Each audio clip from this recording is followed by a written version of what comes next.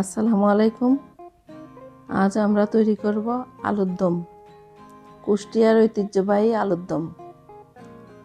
আমরা কুষ্টিয়ার মানুষ, শীতকাল আসলে এই আলুর দমটা অনেক খাই। প্রথমে পেঁয়াজ আর কাঁচামরিচ ব্লেন্ড করে নিব। ব্লেন্ড করে নিয়ে এরপরে বাকিটা আমি দেখাবো। প্যানটা চুলায় বসিয়ে দিয়ে তেল দিব। তেল দিয়ে তেলটা একটু গরম হলে পাঁচফোড়ন দিয়ে দিব। পাঁচফোড়নটা দিয়ে নাড়াচাড়া করে পেঁয়াজ আর মরিচটা যে ব্লেন্ড করে রেখেছি এটা দিয়ে দেব। এটা দিয়ে কষিয়ে নেব একটু ভালো মতো।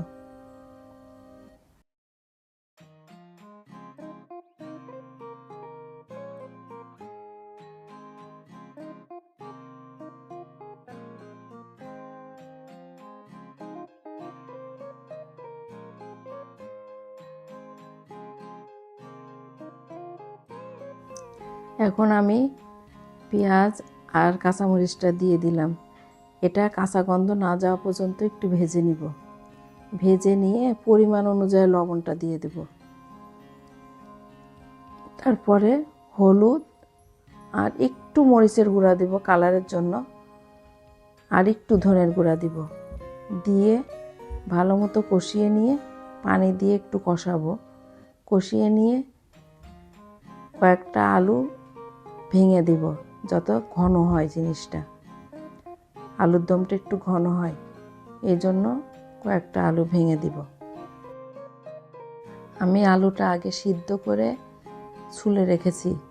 সিদ্ধ করাটা আমি দেখাইনি, কারণ আলু তো সবাই সিদ্ধ করতে পারে। এই জন্য আমি সিদ্ধ করাটা আমি দেখাই না, আপনাদের সাথে শেয়ার করিনি সিদ্ধটা।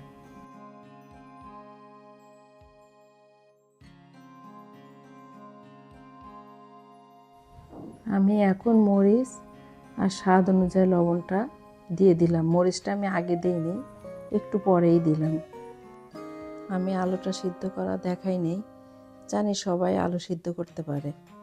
আর আমরা এই আলুর দমটা খাই, একটা ঝাল বানাই, আমার স্পেশাল একটা ঝাল বানাই আমরা, এই ঝালটা দিয়ে খাই। এত মজা হয় ঝালটা দিয়ে আলুর দম খেতে অনেক মজা। আমার গলার অবস্থা খুবই খারাপ। আর একটু পানি দিয়ে কষাবো। কষিয়ে এরপরে আমি আলু দিব। আলুগুলো চটকে দিব প্রথমে, চটকে দিয়ে আবার একটু কষাইতে হবে। বেশি না কষাইলে মশলাটার গন্ধ আসবে।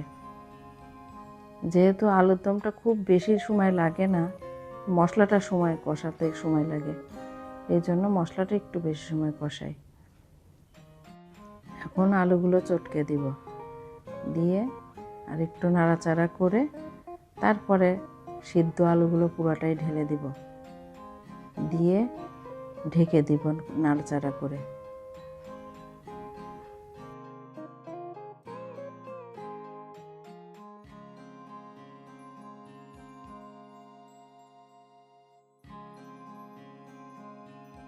আমার কষানোটা শেষ।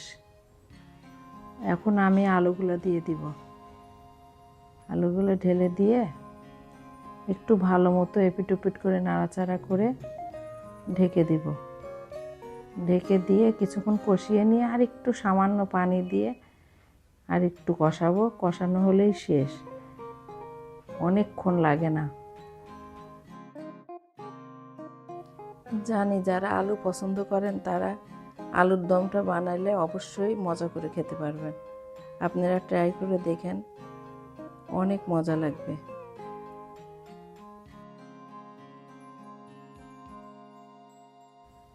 আলুর দমটা বানিয়ে খেয়ে আমাকে কমেন্ট করে অবশ্যই জানাবেন আলুর দমটা কেমন লাগছে আপনাদের কাছে অনুরোধ রইল।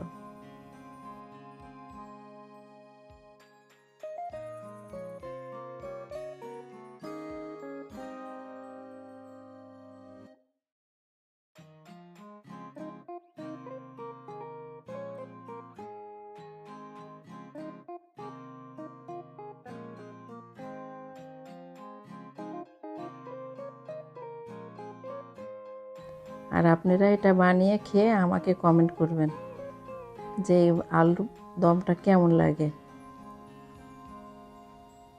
অবশ্যই কমেন্ট করবেন।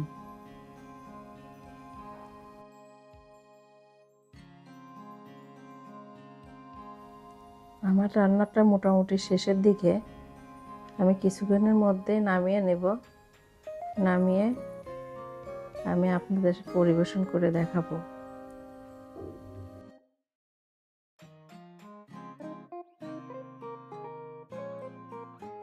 এখন আমার আলুর দমটা রান্না করা শেষ।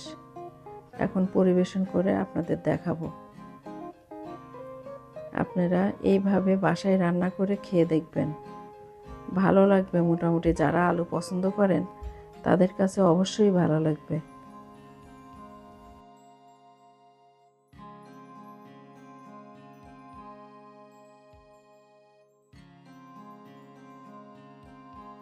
আর আমার ভিডিওটা যদি আপনাদের কাছে ভালো লাগে, লাইক, শেয়ার, সাবস্ক্রাইব করে অবশ্যই আমার পাশে থাকবেন। আপনারা ভালো থাকেন, আমার জন্য দোয়া করবেন, যাতে আপনাদের জন্য আমি নতুন নতুন ভিডিও নিয়ে আসতে পারি। আল্লাহ হাফেজ।